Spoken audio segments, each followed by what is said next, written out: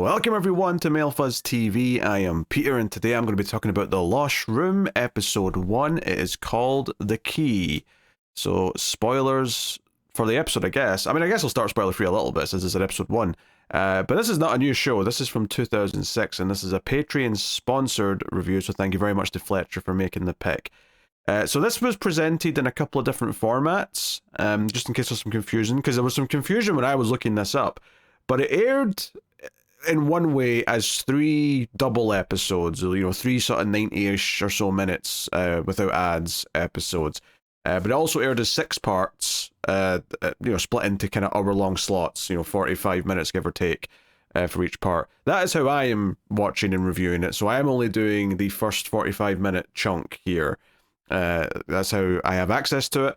And effectively, this is called the Key, this episode. Technically, the double version is called The Key and the Clock. So episode 2, for me, I guess, is called The Clock. But regardless, it breaks it into more, reasonable-sized chunks to talk about.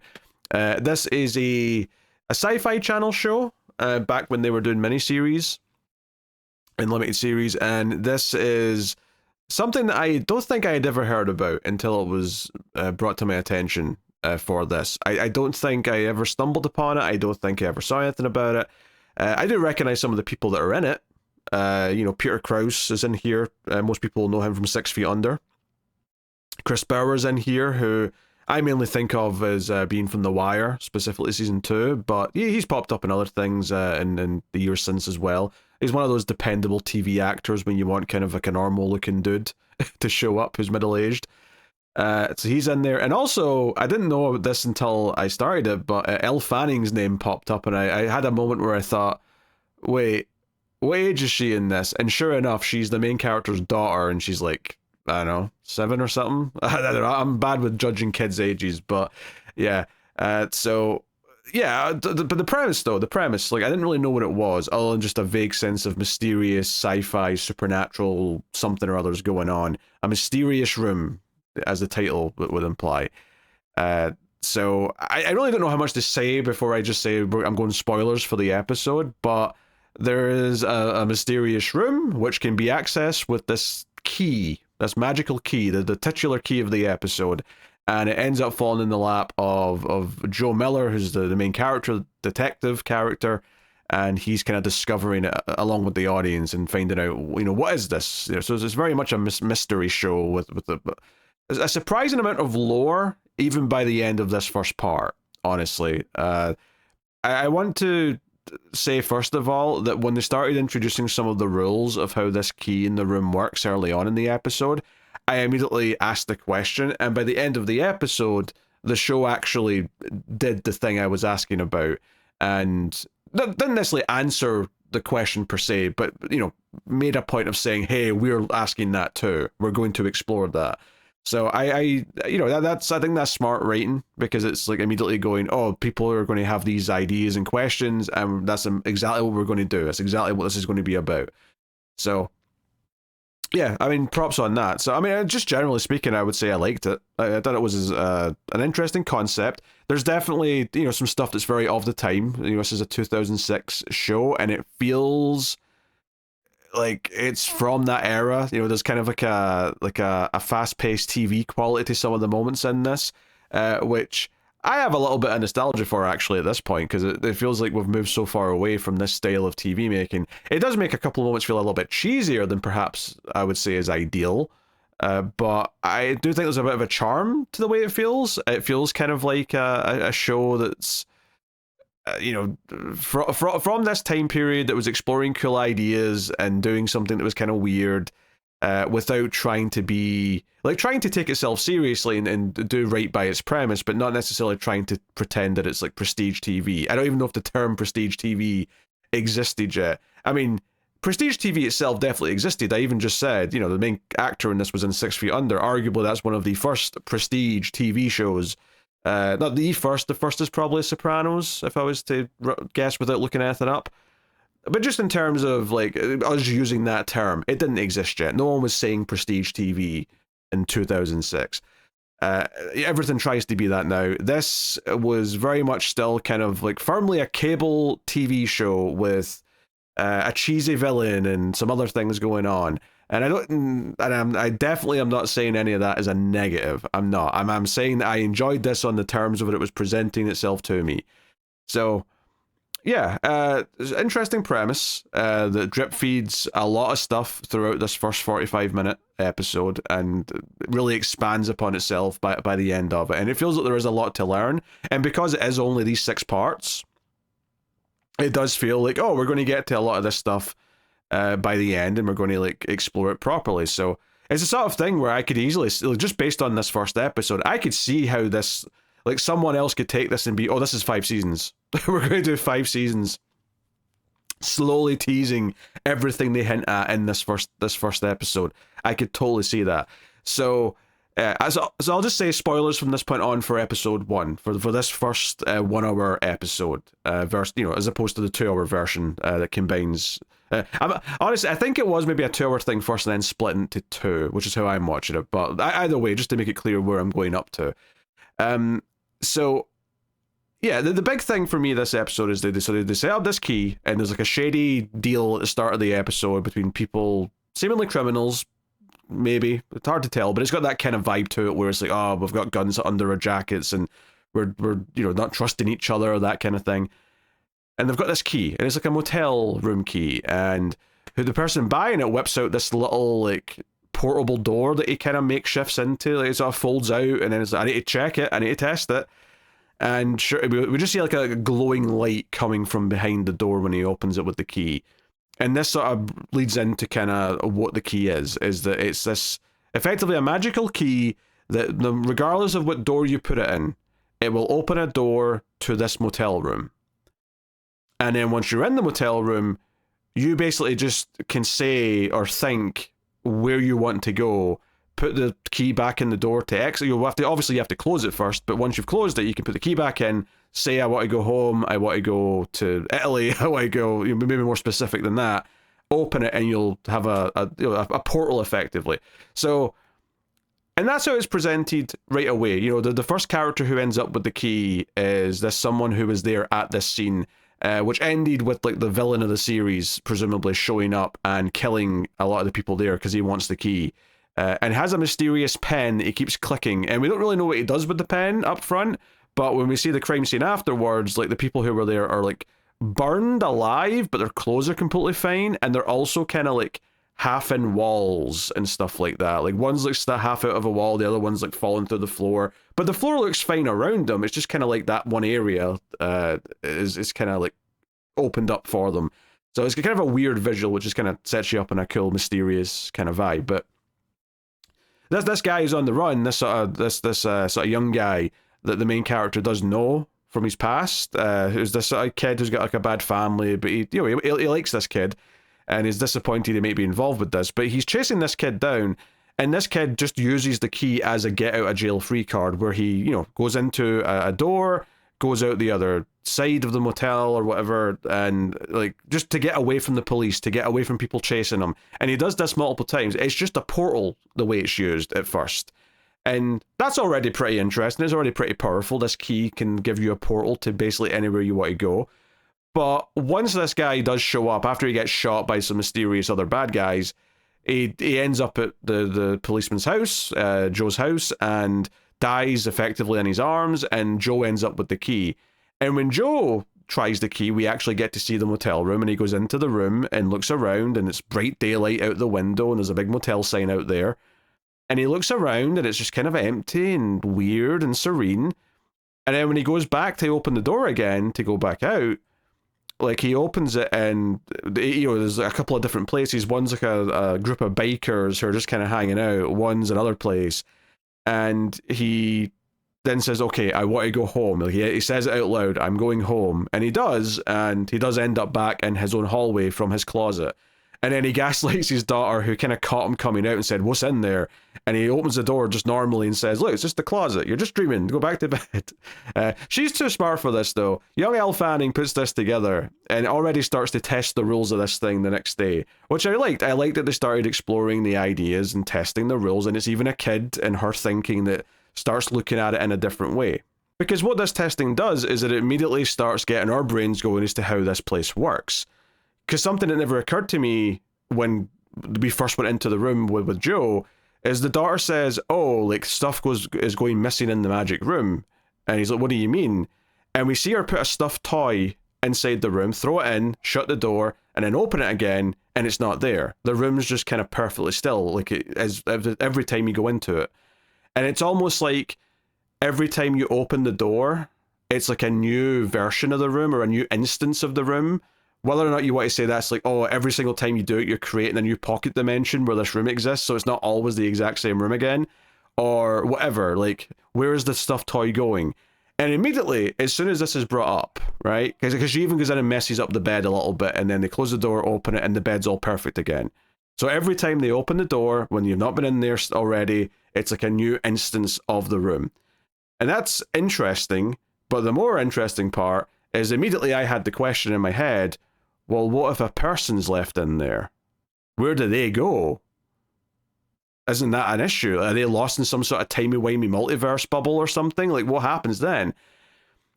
And I had that thought, and it's not like I didn't think the show was going to like maybe pose that question, especially since when he calls his partner over, and he's showing his partner, who's Chris Bauer's character, and he's showing him the room. He even kind of says, oh, what happens if, we get trapped in here? And Joe just says, I think as long as we have the key, we're fine.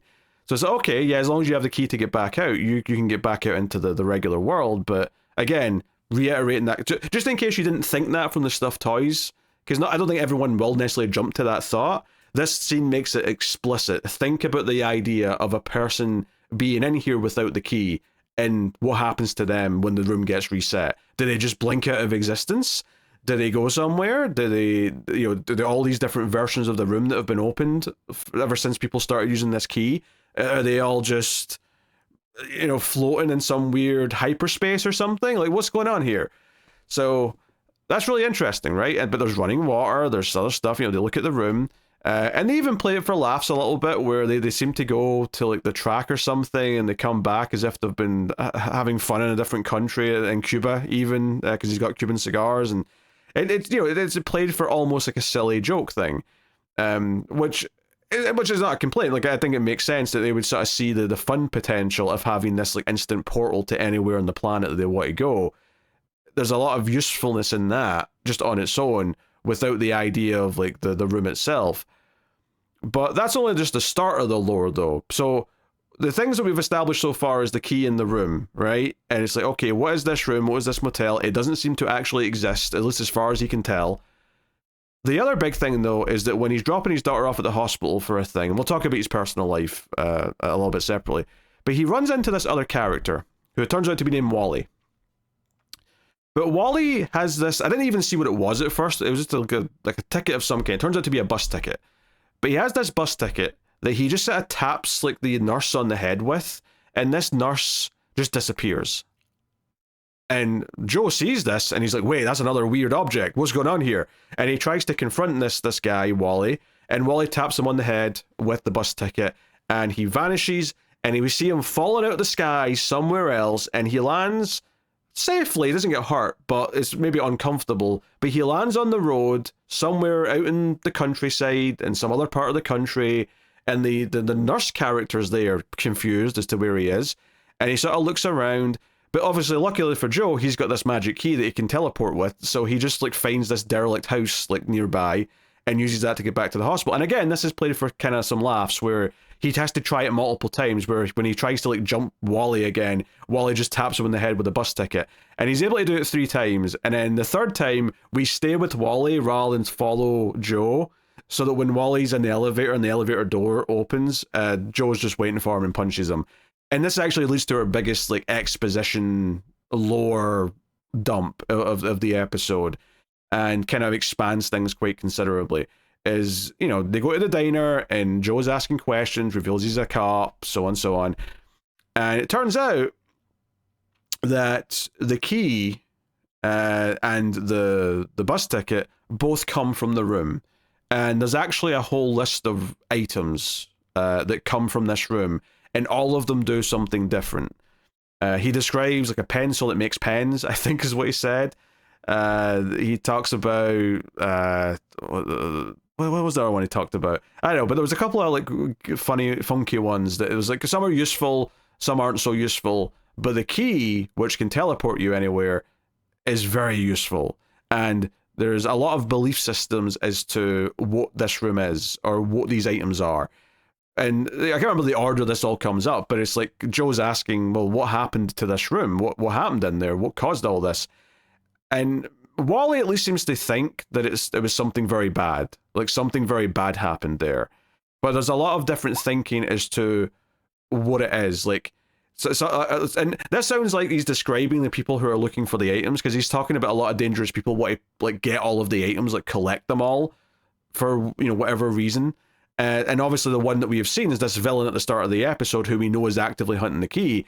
But he says that some people believe that God died, maybe in the room itself, but God died and that all of these items are a part of God. Some people believe that God didn't die, but these items are all a test by God. And then there was what was the third thing he said? I don't know, but it was a lot of big stuff here in this conversation to kind of process, because it was all these big kind of ideas. I think the other one was just like, oh, physics has went wonky and it's kind of this weird anomaly that all these items in this like nexus point have all turned out supernatural of some kind. But he does also say there's a cost to using them, and sort of like alludes to that he had a cost that he paid for using the bus ticket. And this is what ends up making Joe worried that his cost is going to be his daughter, and kind of runs off to the hospital to get her. This is leading towards the end of the episode where his daughter's been kidnapped by the villain, and he's holding her ransom for the key. One of the things that I really liked about that actually is that when they get to this like sort of abandoned like warehouse or whatever it is to make this exchange, I love that the villain knows that Joe's got the key, so he tells his henchmen, burn all the doors. He can easily get around and like trick us if he has access to doors. Let's take away his advantage. I really like that. I like that kind of type of like counter, like the counter to a superpower almost. Like when a villain knows like a superhero has a power of some kind and they know how to get around it. And obviously the first example you think of is kryptonite, but I'm not thinking like something as in your face as that. More like I don't know, but I like the problem solving, even from the villain side of this, of like, oh, we're going to do this, and it shows how much they understand about how it works, more than Joe even does at this point, really. Even though Joe's learned a lot from a friend Wally in the meantime. But yeah, we've got different, seemingly like groups trying to find this key, and this one maybe I'm wrong in assuming this, but maybe this guy represents the most villainous of the people trying to find the key. The reason why I think there's multiple groups is because there's also a woman who shows up at the police station claiming to be the young guy who died's brother, and Joe knows that that's not true. He's like, you're not, like, he doesn't have a sister, and like sort of grabs her and is like, why are you here? Like, and realizes that she's here to like basically try and find the key, and she does something to him that knocks him out. Presumably with maybe another item from the room, I would assume, right? I don't know if I caught anything specific in the moment because I wasn't looking for it, but the way he kind of like just sort of like wakes up as if he doesn't really know what happened to him makes me think there was another item being used here. And it makes me wonder how many items we're going to see and like how many different weird effects they're going to have. So I think that is notable, and I'm curious to see her again, probably in the rest of the show. Also, there's a guy that, so the opening scene took place in a pawn shop, and they go to see the guy that owns the pawn shop who wasn't there at the time. He's just kind of like the owner. He doesn't actually work there. He's got a line of dry cleaning places apparently, and he's very wealthy because of that. But he was very nice, a little too nice almost. It makes me think he does know more about what's going on, and that's going to come into play. So, we're very curious to see how that works. I don't think he's connected to the villains though that are the main villains in this episode, just because I don't know, it didn't feel like, it felt like because they were invading the pawn shop to attack it at the start, it doesn't feel like the people who own the pawn shop would be behind that. But I could be wrong, of course. But the big ending, what I was saying earlier about the show getting to these things that that it was making me think about, and it was very intentionally trying to make you think about them. It wasn't like just a fluke that I was thinking about it. Like I said, it made it more clear when the partner asked about being in the room without the key. Is at the end of the episode when there's a struggle happening and Joe's fighting the bad guys trying to save his daughter. The villain ends up opening a door with the key, and the daughter ends up inside, and the villain closes the door, and Joe's running to her, almost in slow motion kind of thing, and when the door opens, she's gone. She's disappeared. The daughter has vanished in the room, and like, the villain claims he wasn't trying to do that, but he also claims that she can be found. Like, she's not gone forever. There's an item that'll help get her back, and I can help you with that.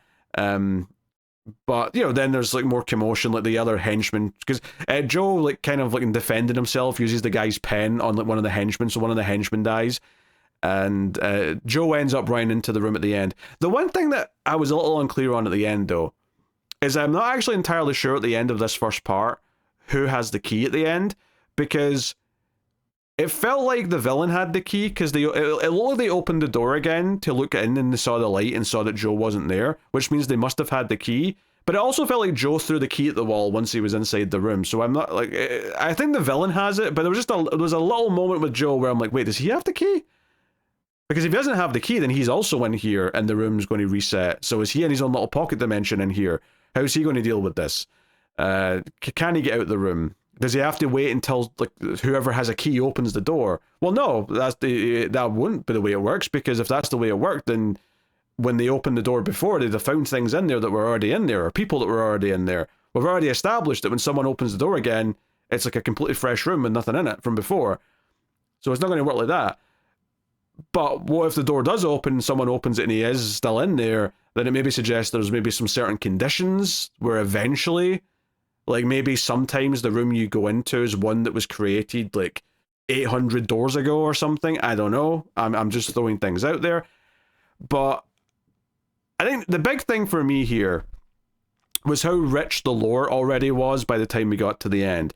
The idea of the room, the idea that all the objects that have these magic powers all come from the room, and there's different people who believe they have importance as a complete set because they're all coming from this room. I think that's a cool, super little bit of mythology, and I was kind of engaged with that. And I think the characters are okay. Like, I don't think they're like amazing characters. This is a lore and mythology first show, I think. But, it does the job. It sets up that he cares about his daughter. They have a good relationship. He makes her elephant pancakes. She's making him watch Finding Nemo again, which at the time would have been a relatively new movie still, over and over again. And it feels like they've got a good enough relationship. His partner seems to be good friends with him.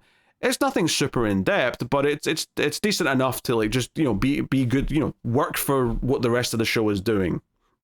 It's never going to be, I think, something where you're going to get emotionally so invested, at least early on, to the point where you're crying over the fact that the daughter's now missing, but you buy enough that you care about him wanting to find her. Not just by default because he's her father. They've established that he cares about her, and for the little bit of extra foreshadowing and irony, he was worried about losing her anyway because the mother was going to try and get custody, seemingly after 3 years of her living with him. So it sounds like the mother like only just initiated the process like recently, which would maybe imply she was fine with her just living with him before, but he does think he's going to lose her. He's worried that he's going to lose his daughter and like not have access to her, even though they seem to be doing really well together. So this idea that he was already scared of losing her in a more like normal, traditional way, even though it seems like he doesn't deserve to lose her, and then he loses her in this big science fiction-y supernatural way where, oh shit, will I ever be able to find her again? So it's taking the real thing and heightening it, which is a very smart supernatural thing to do. It's a very, very good idea. I think the other reason, for the record, the other reason why I thought the owner of the pawn shop that they go and see, I recognize the actor, and he seems like he's like a proper like cast member, if that makes sense. He didn't seem like a guest actor who was just in for one scene. It felt like he was like, he was good enough in the role that I was like, oh, we're seeing more of you. There's a reason why you've been cast in this role. So that's maybe a bit of a meta thing as opposed to like them spelling it out to me in that way. There was definitely some faces here or there that I was kind of recognizing. I guess the villain's face I recognize, he's played by an actor named Roger Bart. If I go and check him, like I know his face, what do I know him from? He was in American Gangster, but I feel like I don't think I'd remember him from that. I feel like he was in other things from around this time period. He must have been. I'm just scrolling. I'm having a look-see. I'm curious now. What else was he in around this time? He was in an episode of Modern Family. Maybe he's just one of these guys that's been around in a lot of episodes. He was in an episode of It's Always Sunny in Philadelphia in 2013. He was in 16 episodes of Desperate Housewives. You know, it may have been Desperate Housewives. If that was like season 1 Desperate Housewives, it may have been that. Because I definitely watched season 1 of that show. And it feels like he had a lot more time in that than all these other things that I'm looking at. So, regardless, neat first episode, neat premise, and it had a proper hook by the end. The one thing I was worried about on watching the 6-part version as opposed to it combined into 3 longer parts was I was worried that it wouldn't feel like a full episode. It would feel like I was just cutting off halfway through. But at least this first one, this ending felt at the end of an episode. It felt like a cliffhanger and a big like hook for like, oh, you have to care about coming back because how is he going to find her? What items are going to help? Is there other people that you can even trust? That kind of thing. Like, it feels like there's a lot of hook riding on the end of this episode, and I'm excited to see the next part and see where it goes. But yeah, and I'm curious about how some of the other objects work and which ones are, more useful / more dangerous / more silly. But there's kind of a nice air of like weirdness to it, which I appreciate. Which is not to say that it's like a mind-bending show. I wouldn't say that either. I think it's it's straightforward in the way it presents its story, and that's not a critique. It's very like, no, here's what it is. We've set it up, and we're going to start paying things off, as opposed to trying to feel like we're doing, I don't know. I won't say quite mystery box, because it's a little mystery box, but more like, it's not trying to necessarily do the weird thing that Lost would do, which is like, oh, we're going to give you something really cryptic that's going to get your brain going. I feel like what it's presented here is straightforward to understand so far, and maybe something later on is going to recontextualize some of it and it'll blow my mind or whatever, but right now it feels like it's set things up pretty well. So that is my thoughts on the first part of The Lost Room, which is called The Key. So, like I said, I'm watching the 6-part version of this, so it's like 6 45-minute episodes. This is twice a month, give or take. I'll be going through this, so I'll see you in a couple of weeks for the next episode. So if you haven't seen this before and you want to go check it out, or if you remember watching this back when it aired 20 years ago, which annoyingly, it seems to be only available in SD, and it's right at that time where a lot of things were starting to be in HD, so it's like, oh god, I just missed the cutoff. But hey, fun show so far. Looking forward to seeing the next stuff. But yeah, let me know what you thought of this one in the comments below. Like, subscribe, all that stuff helps out a bunch if you do. And of course, if you want to support everything, you can do that over at patreon.com/MailFuzzTV. And it really does help out. Thanks to everyone who already does. Check out the movie channel, MailFuzz Movies, for all the movie podcasts. But that is me. Thank you once again for watching or listening. I always appreciate it. Keep watching TV. Have you got any vanilla?